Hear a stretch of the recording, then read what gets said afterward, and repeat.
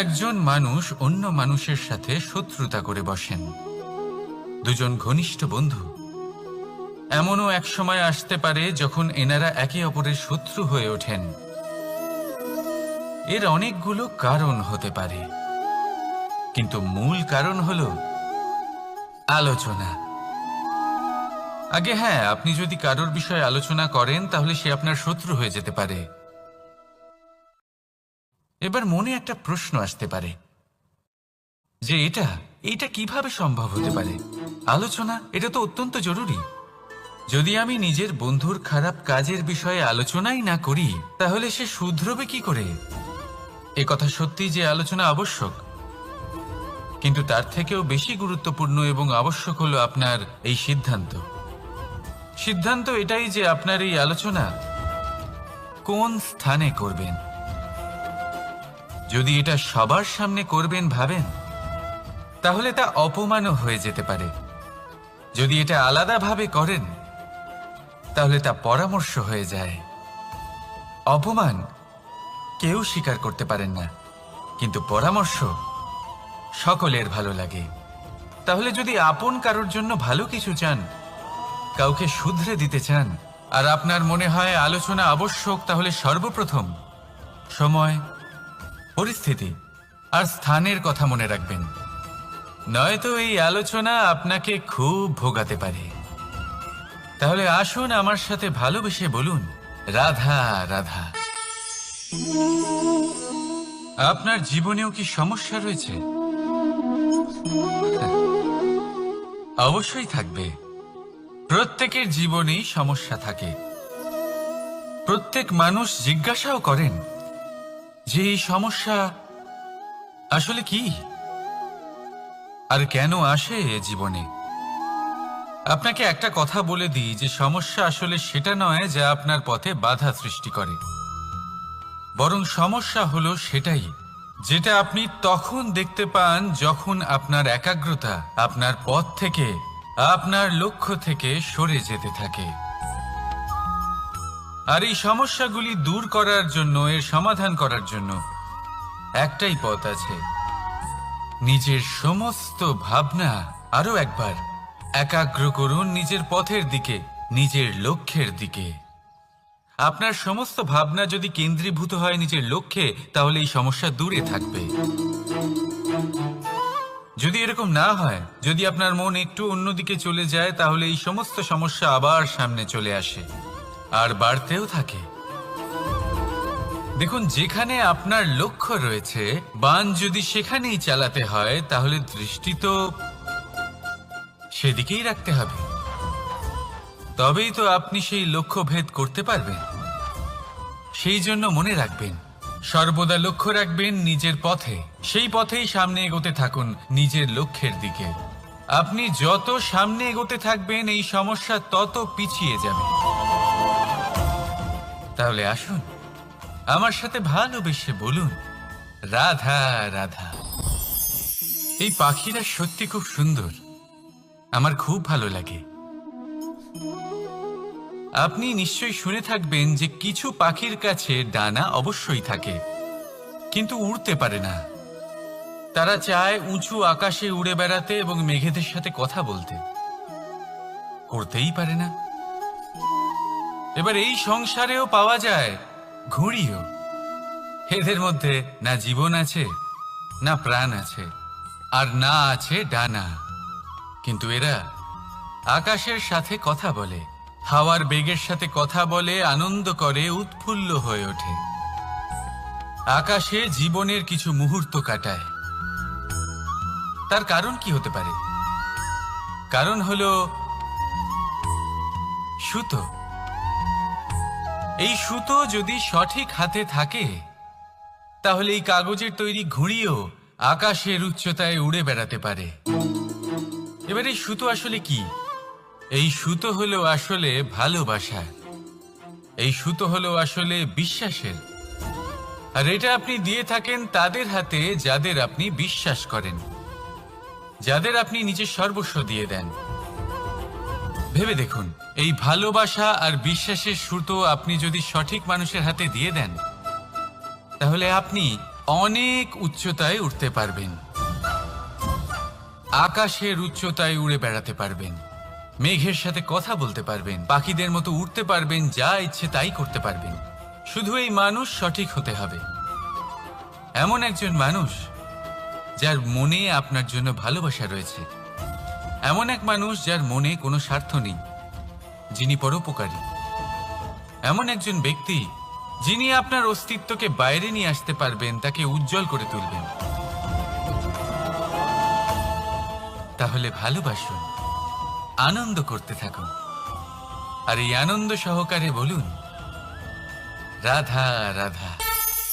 আমরা সকলে এমন ব্যক্তির সাথে থাকতে চাই যারা খুব মিষ্টি কথা বলেন, যাদের ব্যবহার আমাদের ভালো লাগে, যারা দেখতে সুন্দর হন, যাদের আমরা পছন্দ করি। আর সব সময় এমন ব্যক্তির থেকে দূরে থাকতে চেষ্টা করি যাদেরকে আমরা পছন্দ করি না, যাদের কথা আমাদের খারাপ লাগে, যাদের কথা একটু কঠোর হয়। আমরা সব সময় চেষ্টা করি এদের থেকে দূরে থাকার, ঠিক কিনা? কিন্তু যদি বাস্তবটা দেখি, তাহলে এই কঠোরতা জীবনে শান্তির প্রলেপ দেয়। ওষুধও একটু কড়াই হয়, কিন্তু এ কি করে? আমাদের সুস্থ করে তোলে। ঠিক সেইভাবেই ভালোবাসার এই অধ্যায় একটু কঠিন, একটু কড়াও মনে হতে পারে, কিন্তু এর ফল সবসময় আপনাদের স্বাস্থ্যের পক্ষে ভালোই হয়। সেই জন্য যদি কেউ আপনার নিন্দে করে, আপনাকে কড়া কথা শোনায়, আপনার ব্যাপারে আলোচনা করে, তার মানে এটা নয় যে সে আপনার শত্রু। হতে পারে তিনি আপনার বন্ধু হন, আপনার জন্য ভালো চান, আপনাকে শুধরে নিতে চান, আপনার মধ্যে কোনো পরিবর্তন দেখতে চান। সেই জন্য কখনো কারোর কথা শুনে বা কাউকে দেখে প্রাথমিকভাবে এই সিদ্ধান্ত নেবেন না যে তিনি আপনার শত্রু হন নাকি আপনার বন্ধু হন। এমনও শত্রু হয়ে থাকেন যে গুড়ের মতো মিষ্টি মিষ্টি কথা বলে আসলে আপনাকে বিষ পান করিয়ে দেবেন, আর এমনও বন্ধু থাকেন যারা আসলে নিমের মতো কড়া কথা বলেন কিন্তু আপনাকে অমৃত পান করান। এদের মধ্যে পার্থক্য করতে জানতে হবে, কে আসলে শত্রু হন আবার কে আসলে মিত্র হন। এই পার্থক্য যখন আপনি করতে শিখবেন, তখন আপনি এই সংসারের সব থেকে সুখী প্রাণী হয়ে উঠবেন। এই পার্থক্য বোঝা সহজ নয়, কিন্তু অবশ্যই আবশ্যক। রাধা রাধা। মানুষ, কোনো ব্যক্তির নির্মাণ হয় কিভাবে?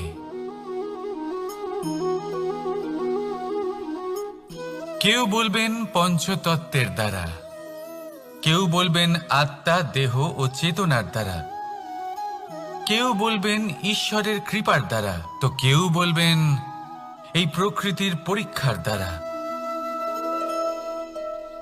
না, মানুষের নির্মাণ হয়ে থাকে বিশ্বাস দ্বারা। ব্যক্তি তখনই গড়ে ওঠেন যখন ব্যক্তিত্ব থাকে, ঠিক কিনা? আর ব্যক্তিত্ব তখনই হবে আর সেরকমই হবে যেরকম বিশ্বাস আপনি নিজের উপরে রাখবেন। যদি আপনি মনে করেন আপনি বিষের ন্যায় হবেন, তাহলে আপনি বিষাক্তই হবেন। যদি আপনি এটা মনে করেন যে আপনি অমৃতের ন্যায় হবেন, তাহলে আপনি অমরই হয়ে যাবেন। যদি আপনি নিজের উপরে বিশ্বাস রাখেন যে আপনি সংসারের সব থেকে উঁচু পর্বতের শিখরে পৌঁছতে পারবেন, তাহলে আপনি অবশ্যই পৌঁছবেন। যদি আপনার এরকম মনে হয় যে আপনি এরকম কখনো করতে পারবেন না, তাহলে এরকম কখনোই হবে না। ভেবে দেখবেন, বিশ্বাসের মধ্যেই বিশ্ব বাস করে থাকে, তো আপনার অস্তিত্ব কেন করবে না?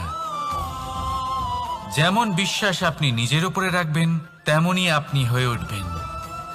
সেই জন্য নিজের উপরে বিশ্বাস রাখুন, আর হ্যাঁ, ভালোবেসে বলুন রাধা রাধা। অসুখ, এমন কোনো মানুষ আছেন এই সংসারে যার অসুখ করে না? প্রত্যেক মানুষ কখনো না কখনো অবশ্যই অসুস্থ হয়েছে, তার এই শরীর রোগের শিকার অবশ্যই হয়েছে।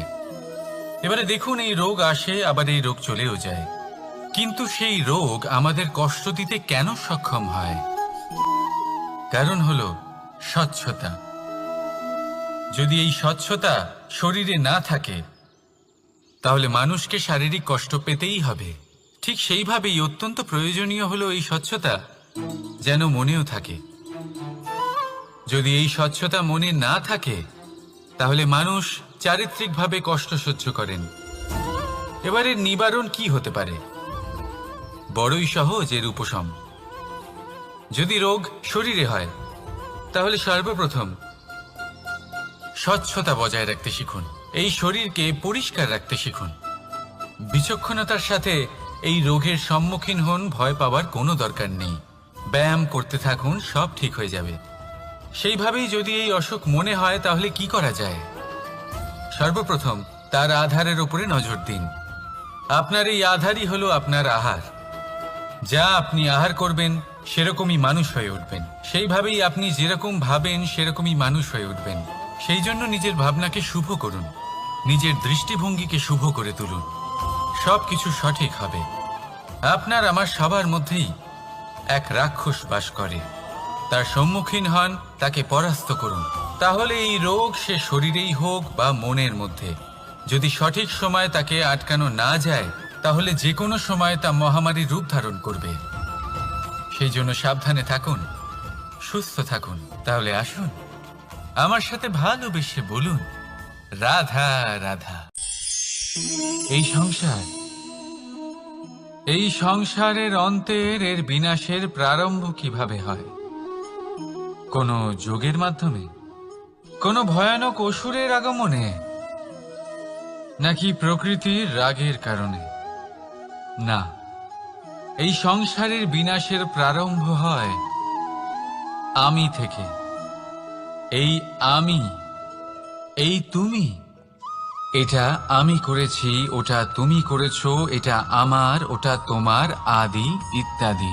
এই ভাব যখন মনে বাসা বেঁধে নেয়, সর্বপ্রথম ঘর ভাগ হয়, তারপর বসতি, তারপর প্রাণ, আর তারপর দেশ, আর সবার শেষে সমস্ত সংসার ভাগ হয়ে যায়। আর এই ভাগ হয়ে যাওয়া শেষে মনোমালিন্যে পরিণত হয়। এখন এমত অবস্থায় কি করা যেতে পারে? কিভাবে বাঁচা যায় এই পরিস্থিতির থেকে? কিভাবে দূরে থাকা যায় এই বিনাশের থেকে? উত্তর সেই একটাই, করুণা। একে অপরের দরকারগুলি বুঝুন, একে অপরের সমস্যাগুলি বুঝুন, একে অপরের দুঃখের সাথী হয়ে দাঁড়ান, একে অপরের সুখের ভাগীদার হন। আর শেষে যখন এই আমি আমরাতে পরিণত হবে তখন এই বিনাশ নিজে থেকেই দূরে চলে যাবে। তাহলে আমরাতে বিশ্বাস করতে শিখুন আর আমার সাথে ভালোবেসে বলুন, রাধা রাধা। এই মুদ্রা। এবারে ভাবুন, এটাই আমাদের জীবন, জীবনের সুখ আর দুঃখ। এই মুদ্রার, এই জীবনের দুটি দিক। কিন্তু যখনই আমরা ঈশ্বরের কাছে প্রার্থনা করি তখনই আমরা সুখ চাই, আর সেই সুখ আসেও। আর যখনই সেই সুখ আসে তখন ব্যক্তি সর্বপ্রথম তাকে ভুলে যায় যে দুঃখের সময় ওনার সাথে ছিলেন। আর এমত অবস্থায় উনি সাহায্য করেন না, উনি করেন উপকার। আর এই উপকারের বদলে মানুষের থেকে উনি নিজের জন্য শ্রদ্ধা চান। আর সেই শ্রদ্ধা, সেই চাহিদার কারণে উনি নিজেকে অন্যদের থেকে শ্রেষ্ঠ, অন্যদের থেকে ভিন্ন মনে করতে বিবশ হয়ে যান। আর আলাদা হবার কারণে তার মধ্যে জেগে ওঠে অহংকার। আর সেটাই হয় তার পতনের কারণ। এবার এতে কি করা যেতে পারে? কি চাওয়া যেতে পারে ঈশ্বরের কাছে? এই প্রশ্ন অবশ্যই মনে আসে। ঈশ্বরের কাছে চান সুখ, শুধুমাত্র ততটাই যাতে অহংকার না আসে, আর দুঃখ ততটাই যাতে শ্রদ্ধা না চলে যায়। রাধা রাধা। এই সংসারে এমন কিছুই নেই যা সব সময় একই থাকবে। যা কিছু নির্মাণ হয়েছে তা একদিন অবশ্যই ভেঙে পড়বে। কিন্তু এই ভেঙে যাওয়ার বিশ্লেষণ আপনি কিভাবে করবেন তা আপনার উপরে নির্ভর করছে। ওই আকাশের দিকে তাকান, ওই মেঘ, ওটাও ভেঙে পড়ে, কিন্তু নিজে ভেঙে পড়ার সাথে বর্ষাকে তৈরি করে যায়। মাটির ডেলা অবশ্যই ভেঙে পড়ে, কিন্তু ব্যবহারযোগ্য মাটির রূপ নিয়ে।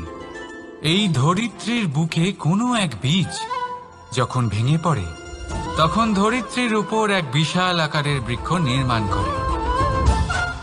যদি জীবনে কিছু ভেঙে পড়ে, তাহলে নিরাশ হয়ে পড়বেন না, নিজের সাহস হারাবেন না। ধনাত্মক দৃষ্টিভঙ্গি দিয়ে দেখতে চেষ্টা করুন। মনে করুন, নিয়তি নিশ্চয়ই আপনার জন্য আরো ভালো কিছু ভেবে রেখেছে, যা ভবিষ্যতে আপনার প্রতীক্ষা করছে। ধনাত্মক চিন্তা ভাবনা করতে থাকুন, তারপর দেখবেন শ্রেষ্ঠ রচনা নিজেই তৈরি হবে। রাধা রাধা। চলতে থাকা, থেমে যাওয়া, বিশ্রাম নেওয়া, তারপর দম নিয়ে পুনরায় দাঁড়িয়ে পড়া, আর তারপর আবার সেই পথ চলা। এটা জীবনের অভিন্ন এক অঙ্গ, এটার থেকে আপনি পালাতে পারবেন না। কিন্তু এই অঙ্গকে আপনি নিজের জীবনে কিভাবে প্রয়োগ করবেন, কিভাবে তাকে কাজে লাগাবেন, সেই সিদ্ধান্ত আপনাকে নিতে হবে। যারা হেরে যান তারাও জীবনে থমকে যান, আবার যারা জেতেন তারাও দাঁড়িয়ে পড়েন। যারা হেরে যান তারা হাঁপিয়ে দাঁড়িয়ে পড়েন, যারা জিতে যান তারা দাঁড়িয়ে পড়েন সেই সর্বোচ্চ স্তরে পৌঁছে গিয়ে। এবার দাঁড়াতে তো আপনাকে হবেই, তা হতেই হবে। কিন্তু কখন, কিভাবে দাঁড়াবেন, ক্লান্ত হয়ে নাকি সর্বোচ্চ স্তরে পৌঁছে গিয়ে, সেই সিদ্ধান্ত আপনার। অবশ্যই দাঁড়িয়ে পড়ুন, কিন্তু ক্লান্ত হয়ে নয়, কারণ আপনাকে পুনরায় দাঁড়িয়ে পড়তে হবে, পুনরায় যাত্রাপথে এগোতে হবে এবং সর্বোচ্চ স্তরে পৌঁছতেই হবে। রাধা রাধা। স্বপ্ন, আমরা জীবনে স্বপ্ন দেখতে থাকি, সেটা পূরণ করার পূর্ণ প্রয়াস করে থাকি। কিন্তু এই স্বপ্ন পূরণ না হওয়ার পরিস্থিতিতে আমরা ভেঙে পড়ি, ছিন্ন বিচ্ছিন্ন হই, আর তারপরেই বোঝা আমরা আগামী প্রজন্মের ওপর রীতিমতো চাপিয়ে দিই। আমরা এটাই মনে করি যে আমরা যেটা হতে পারিনি, সেটা আমাদের সন্তান অবশ্যই হবে। আমরা যা কখনো পাইনি, আমাদের সন্তান অবশ্যই তা পাবে। এটা যে অনুচিত সেটা আমরা ভাবি না, কিন্তু এটা ভুল, আর এই ভুল আমরা সকলেই করে থাকি। সন্তান প্রকৃতি আর পরমাত্মার আশীর্বাদ, ওদের ভেতরে তাদের নিজের একটা অস্তিত্ব লুকিয়ে থাকে। রাধা রাধা। এই পুকুর দেখছেন আপনি, পুকুরের জল কখনো প্রবাহিত হয় না, একই স্থানে জমে থাকে, আর সেই কারণে কিছুদিন পর ময়লা হতে শুরু করে। কিন্তু তাও আমরা একে ত্যাগ করি না, আমরা তবুও একে পুজো করি। শুধুমাত্র এই কারণে নয় যে অতীতে সে আমাদের তৃষ্ণা মিটিয়েছে, কিন্তু এই কারণেও যে যদিও বা সে ভবিষ্যতে আমাদের তৃষ্ণা না মেটায়, কিন্তু প্রয়োজন হলে আগুন অবশ্যই নেভাতে পারে। ঠিক সেই রকমই হয় আমাদের সম্পর্ক, সম্পর্ক যা আমরা বহু বছর পরিশ্রম করে তৈরি করি, যে দরকার পড়লে আমাদের সহায়ক হয় কোনো না কোনোভাবে। সেই জন্য সম্মান করতে শিখুন এই সম্পর্কগুলিকে, শিখুন এই সম্পর্কগুলিকে অটুট রাখতে। কথায় কথায় এই সম্পর্কগুলিকে ভেঙে দিতে শিখবেন না। রাধা রাধা।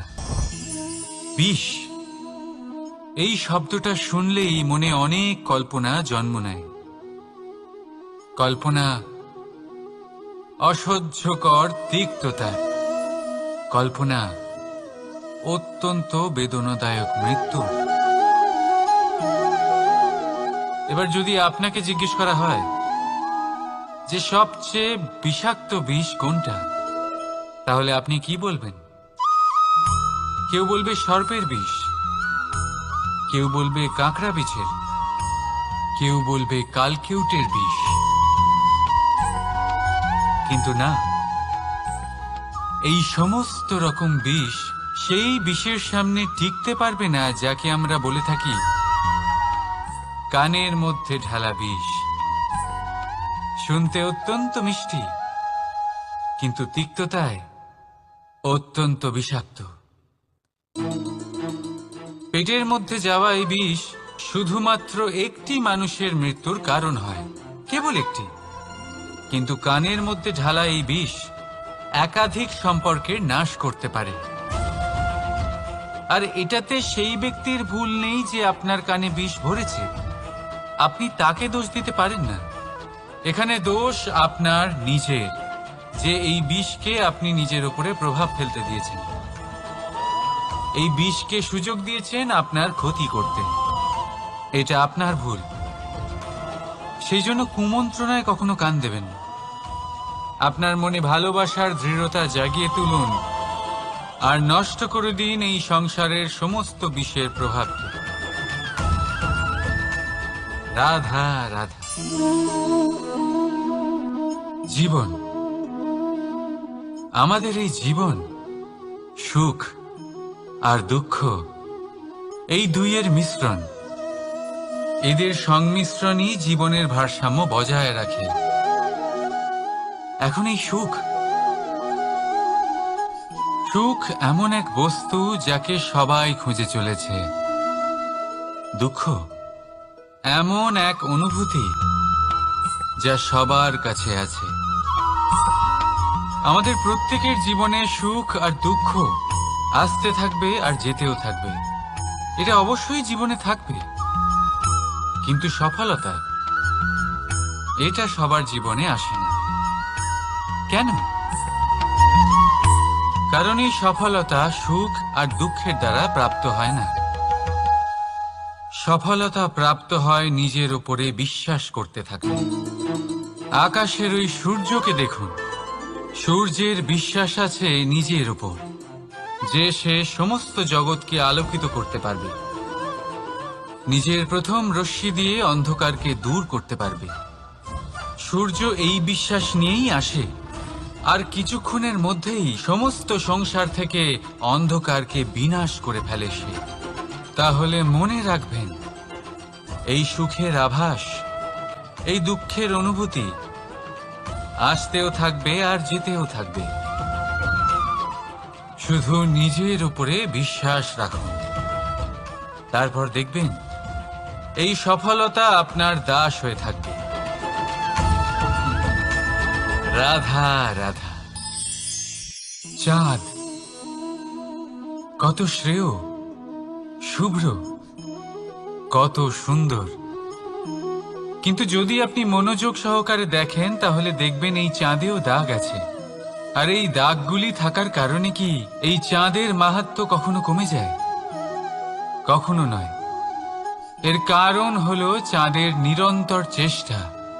একবার এই আকাশে দেখুন, এই অন্ধকার সবসময় চেষ্টা করে চাঁদকে ঢেকে দেওয়া, কিন্তু এই চাঁদ সবসময় এই অন্ধকারের সাথে লড়াই করতে থাকে।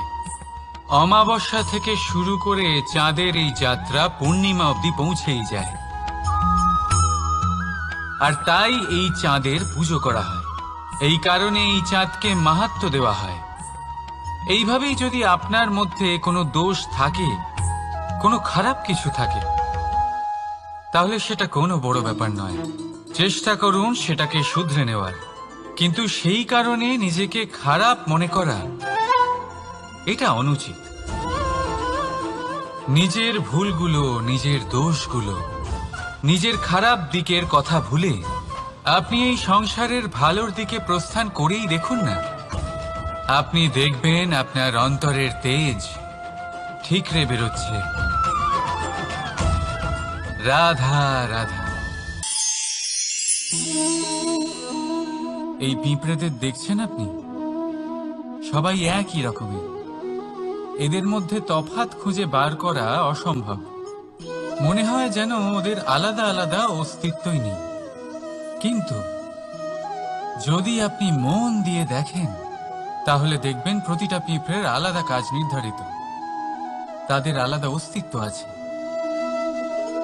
কেউ বাড়ি বানানোর জন্য মাটি সংগ্রহ করতে পটু, কেউ ঢিপি বানাতে পটু, কেউ খাবার খোঁজায় পটু, আবার কেউ সেই খাবার আনায় পটু। ঠিক সেরকমই হয় মানুষেরা। মনে হতেই পারে সবাই একই রকম, কিন্তু কিন্তু প্রতিটা মানুষের ব্যক্তিত্ব, প্রতিটা মানুষের অস্তিত্ব ভিন্ন হয়। আর সত্যি কথা বলতে কি, প্রতিটা মানুষের ভিন্নতাই আমাদের প্রগতির দিকে নিয়ে যায়। ভাবুন, যদি আপনাকে কারোর সাথে হাত মিলিয়ে চলতে হয়, তাহলে আপনাকে আপনার সোজা হাত তার উল্টো হাতে ধরে এগোতে হবে। এটাই সৃষ্টিকর্তার সৃষ্টির নিয়ম। ভিন্নতা, এই ভিন্নতাকে আশীর্বাদ ভেবে চলুন, এতে কোনো খারাপ নেই। রাধা রাধা। দাদা আমাকে বহুবার জিজ্ঞেস করেন যে, কানাই, তুমি রাধার সাথে এই সংসারকে প্রেম শেখাতে এসেছো, তাহলে কেন তুমি রাধাকে এত বিরক্ত করো? কেন ও তোমাকে বিরক্ত করে? কেন এই ঝগড়াঝাটি হয়? কেন এই টানাপোড়েন চলে? এবার এটার উত্তর আমি কিছুটা এইভাবে দিতে চাই। পিঁপড়ে সেই বাড়িতেই প্রবেশ করে যেখানে মধু উপস্থিত আছে। যদি আপনার বাড়িতে মধু থাকে, কোনো মিষ্টি জিনিস থাকে, মিষ্টত্ব থাকে, তাহলে পিঁপড়ে সেখানে অবশ্যই প্রবেশ করবে। ঠিক এই রকমই হয় আমাদের সম্পর্ক।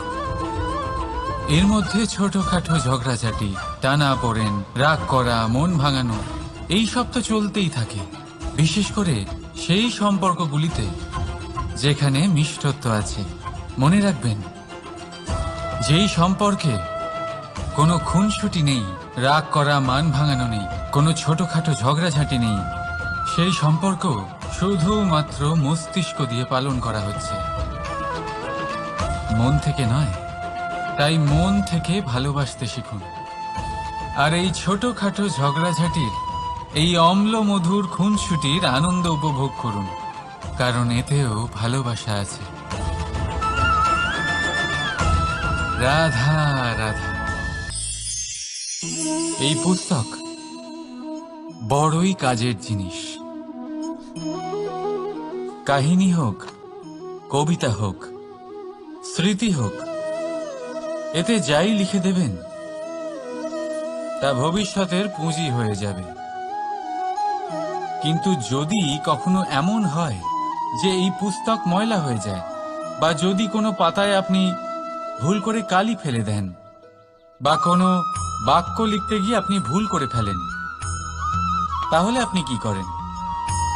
সেই পুস্তক কি আপনি তুলে ফেলে দেন? না, তাই তো। শুধু একটা পাতা ছিঁড়ে ফেলেন, যাতে সেই পুস্তক সঠিক থাকে, সুন্দর হয়ে ওঠে।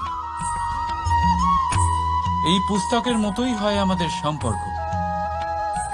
তার সেই এক পাতা, একটা ভুল। তাই যে কোনো সম্পর্কে যদি কারোর কোনো ভুল হয়ে গিয়ে থাকে, তাহলে সেই ভুলকে সম্পর্ক থেকে দূরে করা সঠিক হবে। সেই ভুলকে ভুলে যাওয়াই সঠিক হবে। সেই সম্পর্ক ভাঙা নয়, সেই সম্পর্ক সামলে রাখুন।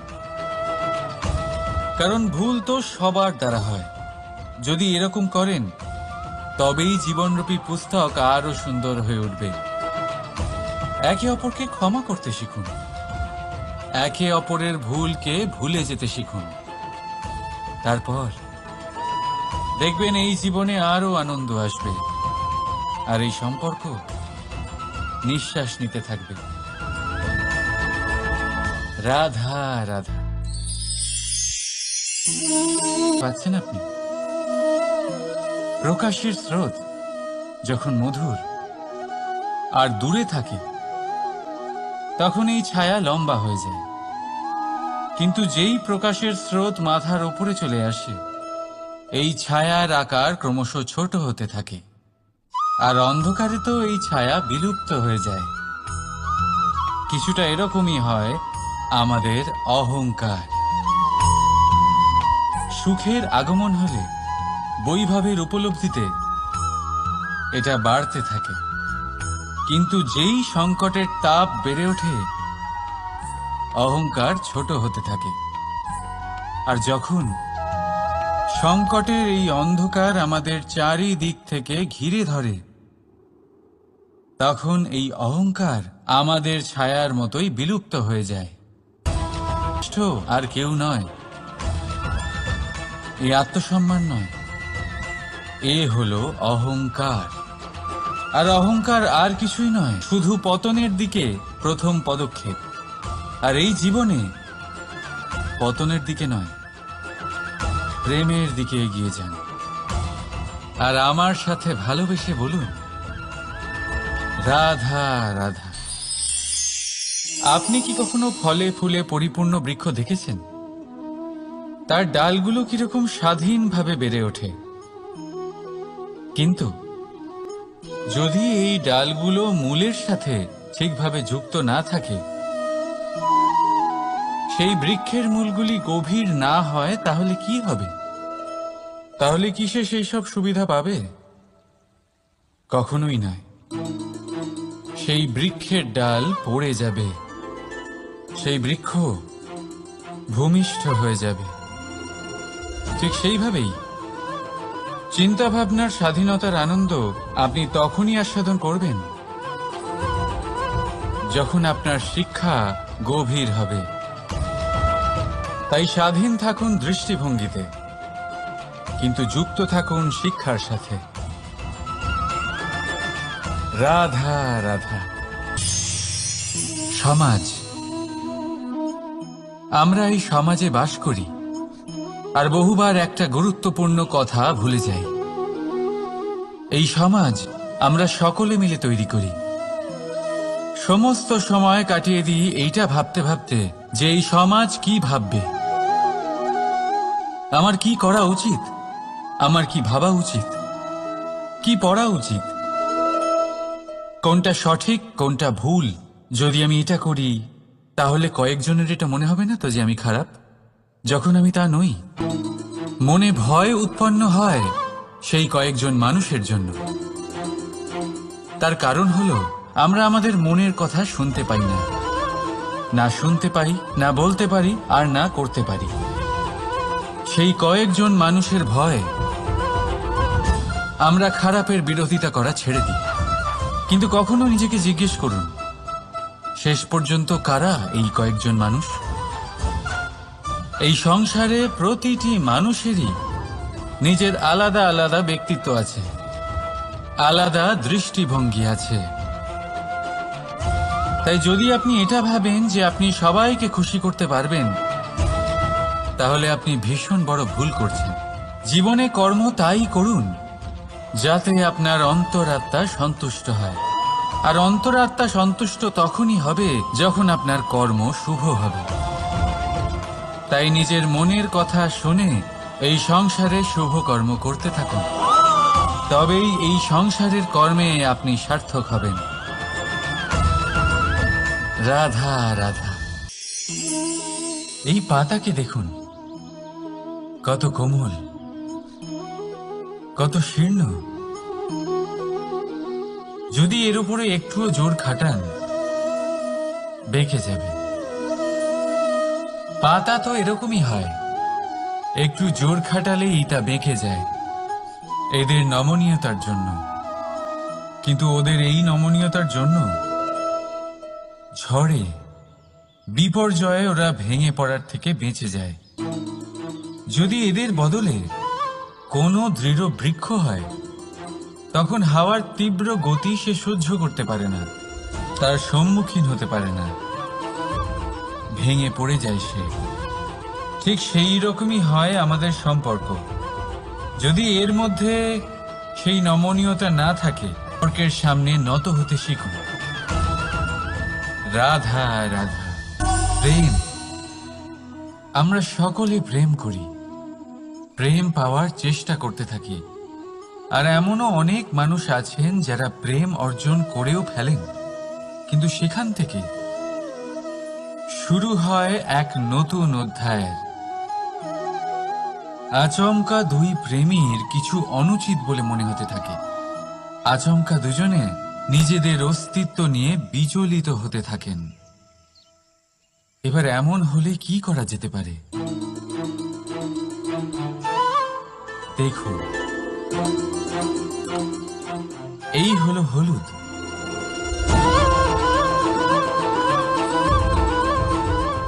আর এই হলো চুন।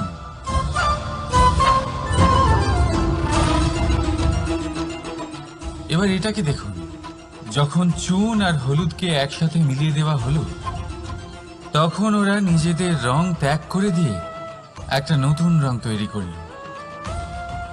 প্রেমের রঙও কিছুটা এইভাবে অর্জন করা হয়। এখানে কোনো আমি থাকে না, শুধু আমরা হয়, শুধু একাত্ম হয়। সেই জন্য ত্যাগ করুন নিজের অস্তিত্বকে, আর মনের উত্তেজনাকে আলিঙ্গন করুন। তারপর দেখুন আপনার এই প্রেম আপনাকে কোথায় কোথায় নিয়ে যায়। রাধা রাধা। এই সংসারে অসংখ্য মানুষ অর্থ আর সামর্থ্য দিয়ে মূল্যায়ন করেন যে কোনো মানুষের, নিজেদেরও আর অন্যদেরও। আর বহুবার অর্থ আর সামর্থ্য অর্জন করতে গিয়ে আমরা সময়, সম্পর্ক আর স্বাস্থ্য পিছনে ফেলে আসি। আমরা তার খেয়াল রাখি না। ভাবি যে একবার এই অর্থ আর সামর্থ্য অর্জন করে নেওয়ার পর তারপর সময়ও আমাদের কথা মতো চলবে, সম্পর্কগুলো আরো মধুর হয়ে যাবে, আর স্বাস্থ্যও আমাদের হাতের মুঠোয় থাকবে। কিন্তু এই অর্থের জন্য যখন আমরা এই তিনটেই হারিয়ে ফেলি, তখনই আমরা বুঝতে পারি যে আমরা কতটা অর্থহীন ছিলাম। আর তারপরে সংসারের সমস্ত অর্থ সংগ্রহ করে নেওয়ার পরেও আপনি আপনার ফেলে আসা সময় কখনোই ফেরত পাবেন না, না সেই সম্পর্ক আর না সেই স্বাস্থ্য। সেই জন্য এই তিনটির মূল্যই বুঝে নিতে শিখুন অনেক দেরি হয়ে যাওয়ার পূর্বে।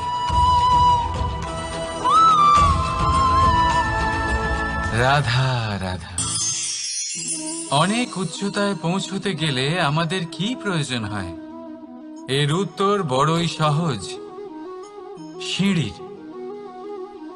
এবার এর মধ্যে একটা গভীর রহস্য লুকিয়ে আছে। আমরা যখন দ্রুত সিঁড়ি দিয়ে উঠি, তখন কাউকে পেছনে ফেলে এলে তখন তাকে দেখে কি আমরা ছোট মনে করি? তাকে কি আমরা নিচু নজরে দেখি? যদি কাউকে ধাক্কা দিয়ে আমাদের এগোতে হয়, তাকে দেখে কি আমরা উপহাস করি? যদি আপনার উত্তর হ্যাঁ হয়, তাহলে এটা আপনার বড় ভুল। আপনার সিঁড়িতে যার সাথেই দেখা হোক, মধুর সম্পর্ক বজায় রাখুন, স্নেহময় ব্যবহার করবেন তার সাথে, বিনম্র থাকবেন। কারণ যে সিঁড়ি দিয়ে আপনি উঠছেন, মনে রাখবেন সেই সিঁড়ি দিয়ে আপনাকে নিচেও নামতে হবে। যদি এই সিঁড়ি না থাকে তাহলে নিজের বিজয় উৎসব অবশ্যই পালন করবেন, কিন্তু যারা পিছনে থেকে যায় তাদের নিয়ে উপহাস কখনো করবেন না। রাধা রাধা।